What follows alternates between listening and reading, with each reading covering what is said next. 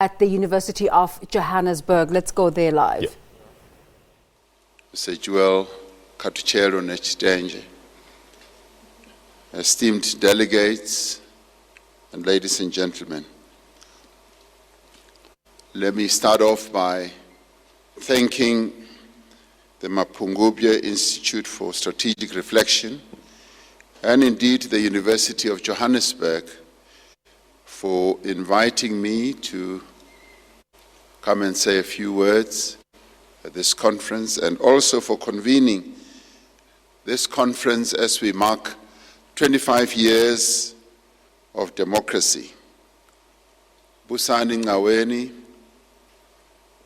in our office at the presidency, who is the head of the policy unit, has played a key role in getting this initiative underway and making it possible for the university and MISTRA and indeed many other partners to be part of this initiative in the form of support and in a form of collaboration. I welcome this opportunity to participate here, this conference, which I believe should be able to enrich our understanding of the last 25 years. More particularly, what the impact of the last 25 years has been in changing the lives of our people. But one also hopes that this dialogue will also contribute to enable us to form a common vision with regard to the next 25 years. One welcomes this opportunity because a number of organizations are now engaged in examining what the past 25 years have meant to the people of South Africa. The ANC is finalizing a document entitled 25-Year Review of ANC Policy Implementation. At government level, we will soon be publishing a 25-year review, and the President's office, the President's Parliamentary Office, has just concluded a report entitled Respes Prospes, which is in Latin, which means examine the past, the present, and the future, which in many ways examines the extent to which Parliament has passed laws to implement the policies of the governing party and its manifestos. So what we are doing today will add to the wealth of knowledge about the past 25 years, and in some ways, a number of other institutions are going to be doing the same. And so this review process of the last 25 years will soon become a national sport, and let us all participate in this sport today. Now, the issue of determining the impact of what we would call the national democratic revolution over the past 25 years is in some ways reminiscent of the moment when Henry Kissinger in 1972 met the Chinese Premier Zhou Enlai, and it is said that he asked him what he, Zhou Enlai, thought or believed was the impact of the French Revolution. It is said that Zhou Enlai took a deep breath and after a pregnant silence said, "It is too early to tell." Given that the French Revolution of 1789 had occurred nearly 200 years before, Zhou Enlai was expressing the long view of history in a very witty and Oscar Wildean way. News of this quote by Zhou Enlai immediately flew around the chattering classes in the West. It soon became used as evidence that the Chinese, especially the Chinese intellectuals and leaders, took a long view of things, that they were a patient civilization, and that when they thought about the future, they always thought about the future in hundreds of years, and not in just a few years. Could we say that examining what our nation has been through in the past 25 years could be termed as being too early to tell?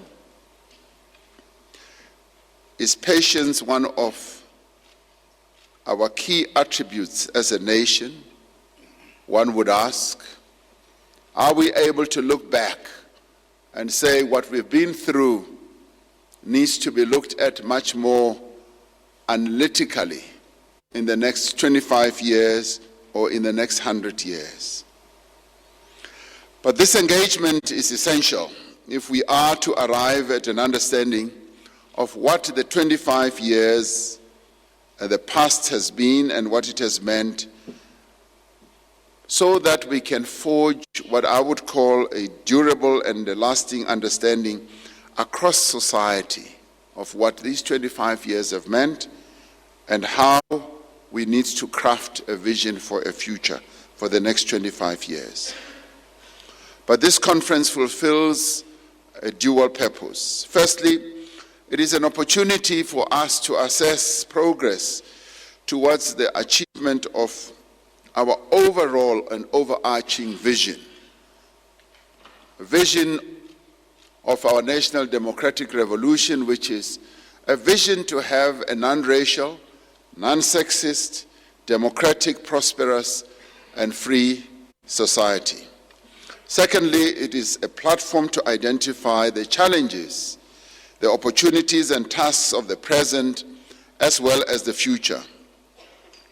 And in reflecting on these issues, it would be important to consider the priorities, the tasks, as well as the recommendations contained in some of our national plans. And we've had quite a number of national plans, such as the Reconstruction and Development Program and others, but more especially our current plan, the National Development Plan. Based on an extensive diagnostic report which provided what many people regarded as a very frank assessment of the state of our nation, the National Development Plan sets out a clear vision to 2030. It is our hope that this conference would also give attention to the program that we have set out for the term of the 6th Democratic Administration. Through the State of the Nation address and departmental budget votes that have just concluded, we have described the measures that will define our developmental pathway for the next 5 years and beyond. Research and academic institutions have a critical role to play in advising government, in providing the necessary data, and in terms also of informing our planning models. As I said in the State of the Nation address a few weeks ago, this is a government that is not afraid of new ideas. And in fact, it is a government that is welcoming to new ideas. And we are also welcoming to new ways of thinking. And our engagement with intellectuals and academic people is a clear proof of that. We want as many ideas as possible to be put on the table. We do want to work with key role players, and especially intellectuals, to bring added rigor to the work of government. We look to you to continue to be a voice of both sensibility and conscience, but also of criticism in our national life. In his famous Wraith Lecture series on the representations of the intellectual, Edward Said posited the role of the public intellectual against what he termed the insiders. It is these insiders, he said, who mold public opinion, make it conformist, and encourage reliance on a superior little band of all-knowing men in power. The public intellectual, by contrast, does not promote special interests, but is at the forefront of questioning patriotic nationalism, corporate thinking, and a sense of class, racial, and gender privilege. The role of the public intellectual goes beyond speaking truth to power, important as that may be. It is about providing social analysis that challenges the status quo, that interrogates the influence of vested interests in public life, and that is concerned with the production and dissemination of knowledge that is interventionist by nature. Today, we ask that such critical analysis be directed at our experience of the 25 years of nation building. There is very little contestation throughout the country on the assertion that South Africa is a vastly different place to what it was in 1994. As a 2018 report published by the South African Institute of Race Relations notes, we are sometimes too modest about our achievements. A report titled "Life in South Africa, Reasons for Hope," which report was drafted and led by Kelebogile Leapile. I saw that she's on the program later on during this conference. This report highlights the remarkable progress we have made in providing a number of basic services to the people of our country, also in providing assets to the poor, in reviving and transforming our economy, in opening the doors of education and learning, in advancing non-racialism and non-sexism, and in cementing a democratic constitutional order. The road that we have traversed to get to Kelebogile Leapile's Reasons for Hope report was not an easy road, as we had to contend with having to deal with the legacy of colonialism and apartheid, and this legacy continues to this day. And I use the word road advisedly, the road that we have traveled advisedly. I always try and have a dig and try to take the mickey out of my comrades in the South African Communist Party, in the way that they have always crafted some slogans during the various stages of our struggle. In the 60s, they spoke about the road to South African freedom. The imagery suggested that it was a broad road where all the masses of our people were traversing and traveling together. And then in the 80s, they came up with another slogan they titled "The Path to Power." And then one feared that they would come up with another slogan, which they never did, that they would say "Footpath to Democracy." So that imagery, I always say to them, you start off with the road, which meant broad, and then path, which meant smaller, and footpath would also be a scary one. But I'm glad they never got to the footpath imagery. Now, in many ways, that imagery also describes the challenges we face along this road, where we had to deal with a number of issues that were difficult. They almost were difficulties that you often get when you travel or traverse a footpath in the villages with rocks and ditches and all that. And some of these, in the early years of our democracy, we were called upon to address an immediate economic crisis just as we got into power, which was characterized by a substantial fiscal deficit, a huge apartheid debt bill, and stagnant growth. These challenges were underpinned by an economy that was, in its design and structure, simply unable to satisfy the needs of the people of South Africa. Through sound macroeconomic management and, to some extent, the benefits of a democratic dividend, we succeeded in turning around public finances and setting the country on an improved growth path. I always say that when we got into power, and many people are immediately not alive to this, when we got into power in 1994, the economy of this country was broken. It was a total disaster, and we'd been the pariah of the world, and investment inflow from the international community was at its lowest ebb. So our economy was really in a really tight situation.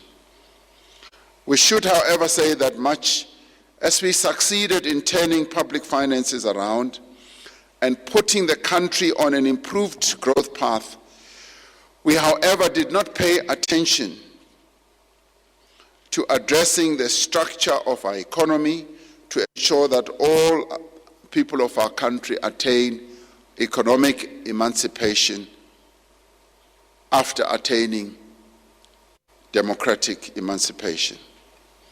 Over the course of the last 25 years, we have thus been less successful in addressing the structural faults in our economy.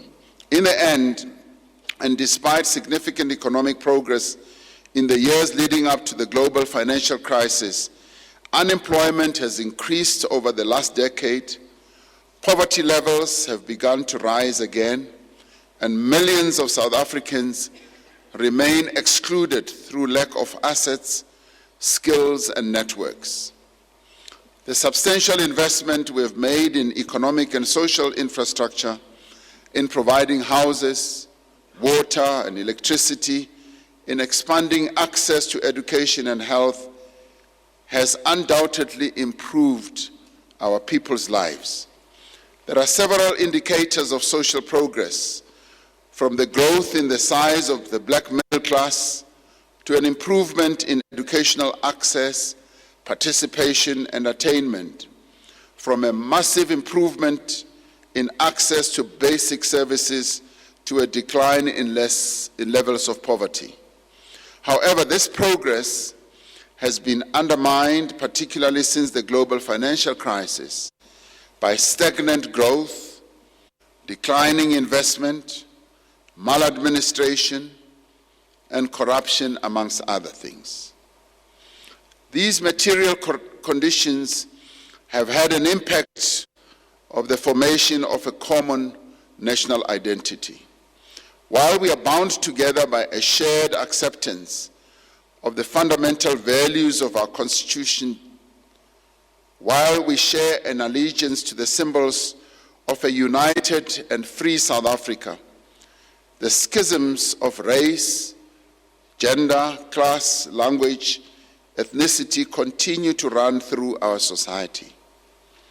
The process of nation building, which is by definition multifaceted and multi-layered, is therefore very much a work in progress in our country. Nation building has economic, political, cultural, and social dimensions that are interrelated and are dynamic. Yet fundamental to the task of nation building is the removal of race, gender, and class as determinants of economic and social development. It is about substantially reducing inequality and creating a fairer and a more just society.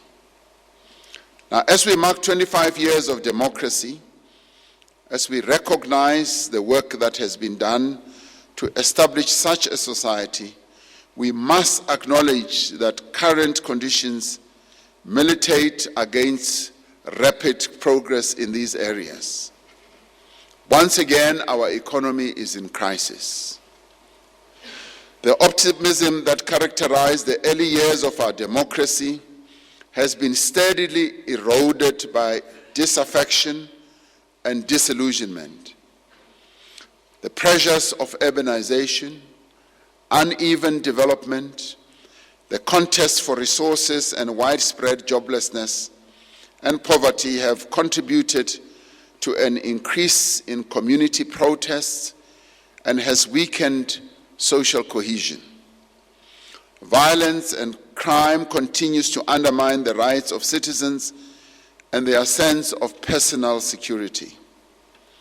Corruption has steadily eroded the state's capacity to meet our people's needs and is worsening a trust deficit between government and the citizenry.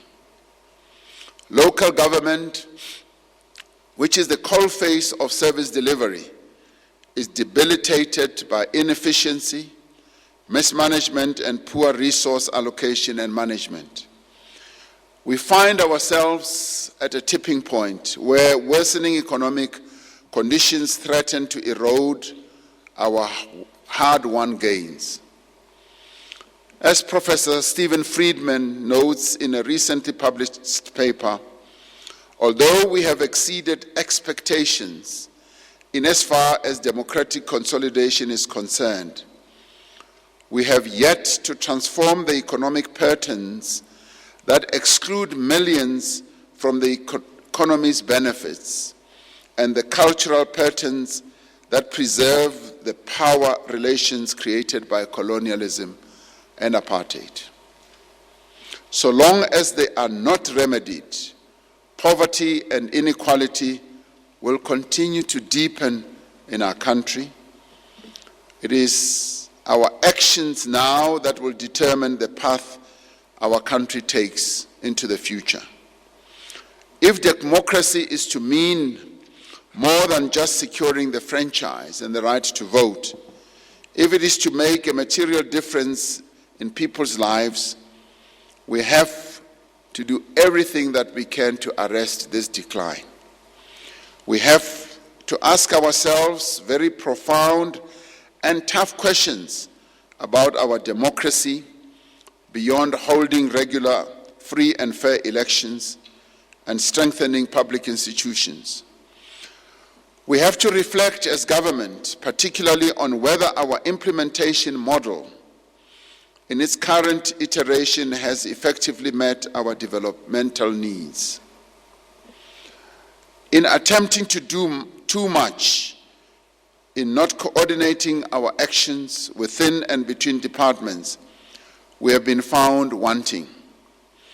This administration has identified key tasks within a defined set of focus areas that are realistic and achievable within the next 5 years. Growing an inclusive economy is by far our greatest area of focus.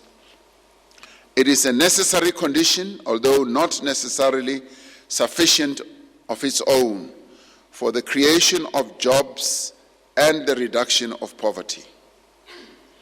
We know that between 2006 and 2011, poverty declined considerably in all economic groups. This included both the economically active and inactive, those living below the food poverty line, and the population living below the upper bound poverty line. However, poverty started rising markedly in all groups after 2015.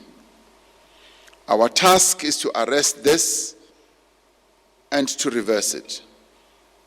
The economic stimulus and recovery plan introduced last year, our investment drive, the measures agreed to by the Job Summit, and an ambitious plan to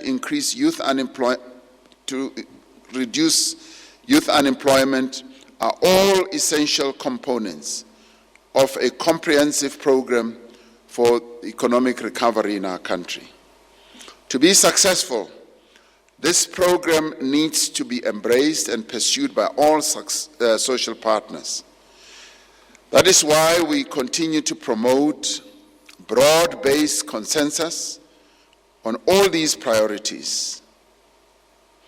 Among other things, the building of a consensus will require firm commitments and concessions from all sectors of society to make a practical contribution towards eradicating poverty and reducing unemployment. Attainment of the NDP's 2030 vision rests on having an educated, a skilled, as well as a capable workforce. To produce more graduates in the critical skills needed by our economy, we have to work more closely with universities, with TVET colleges, as well as other educational institutions. The National Skills Development Plan calls on all social partners to work together to invest in skills development, particularly at a time when technology is transforming the workplace. Our efforts to reduce poverty and grow the economy require also that we improve the provision of infrastructure, resources, and services to all South Africans. This means that we need to strengthen public institutions with specific emphasis on local government and reviewing our models of implementation and coordination. It also means that we need to improve access to affordable, quality health care, safe and reliable public transport, early childhood development, and other services that are fundamental to a better quality of life. Progress requires that we make choices. And in making some choices, which will be difficult, we also need to look at trade-offs. We need to identify those things that we will agree that we need to postpone for later implementation on those that are of an immediate nature. And all of us will need to make some trade-offs. As the new democratic government took office in 1994, it was faced with a number of stark and difficult decisions. It needed to give practical expression to the vision of the Freedom Charter, while ensuring that our new country was integrated into the global economy. It needed to respond to the legitimate expectations of our people within a global reality and under local circumstances. We also needed to embark on a rapid improvement of the conditions of the majority of South Africans. While our objective was clear, to build a country with equal rights and opportunities for all, there were sharp points of divergence on how we should achieve it. Today, 25 years later, we are reaping the consequences, both good and not so good, of some of the choices that we made in 1994. In driving this country's development over the past quarter of a century, we have made policy decisions and choices that have made a real difference. We have pursued an economic path of growth, of redress and transformation. This has resulted in millions more of our people being brought into the economy, and we will continue to advance policies that will continue to bring more and more of South Africans into the economy, an economy they were relegated to the back of through apartheid policies. And we will continue with policies such as the broad-based black economic empowerment. We will continue with employment equity, and we will also continue with the black industrialist programs as they are key levers of transformation. However, critical policy missteps have also taken place, if we are to be honest. Now, these missteps are typically historical and descriptive, and as we seek to address these missteps, we should try to look through the looking glass and come up with plans and forecasts for the future. There are instances where we fail to implement coherent policy or delayed doing so. That is why we have decided to re-establish the policy unit in the presidency to ensure that policy coordination across all government, both at national, provincial and local level is properly aligned. And as part of ensuring that policy is both coordinated and evidence-based, the new unit will be working with think tanks and research institutions, as well as universities.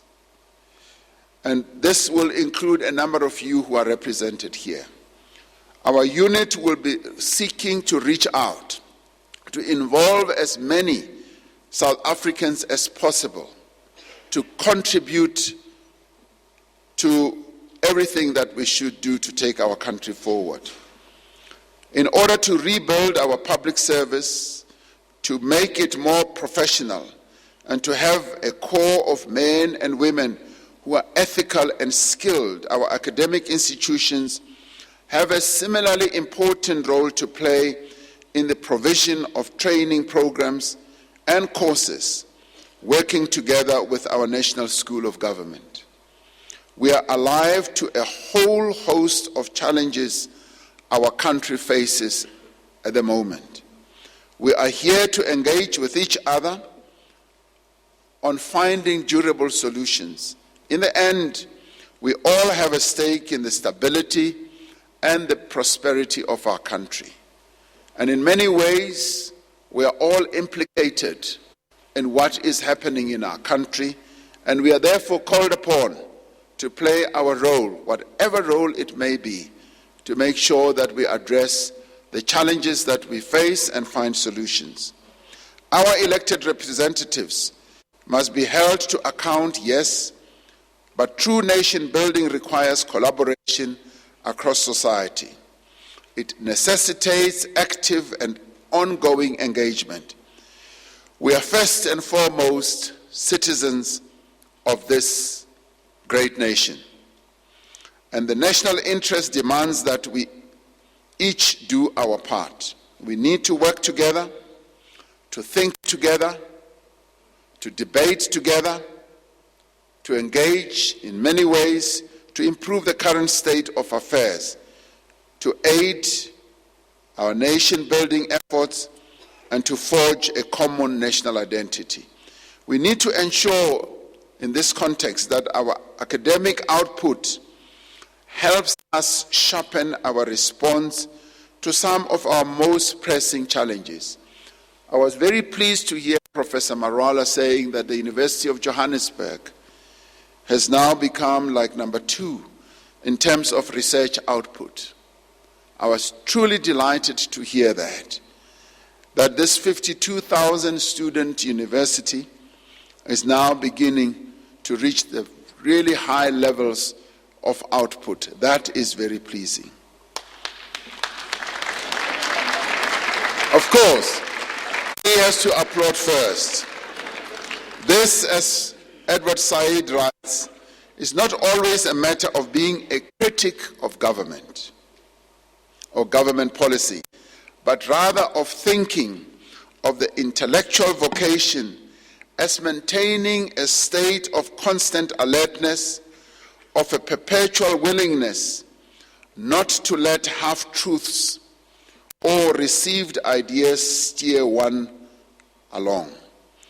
Close quotes. We look to this conference to challenge received ideas, to critically interrogate our experience of democracy over 25 years, while demonstrating a determination to be an active and interested part of charting a new path for our country. I thank you for this opportunity and wish you well in the various discussions that you are going to have. I'm just sorry that I will not be able to sit through this conference because I think a number of very clever people are going to be speaking here. And as one of those who seeks to learn from clever people, I think I'm going to be shortchanged. But there are many others who will improve my level of cleverness when they consult with me and they brief me on the outcomes later on. Thank you very much.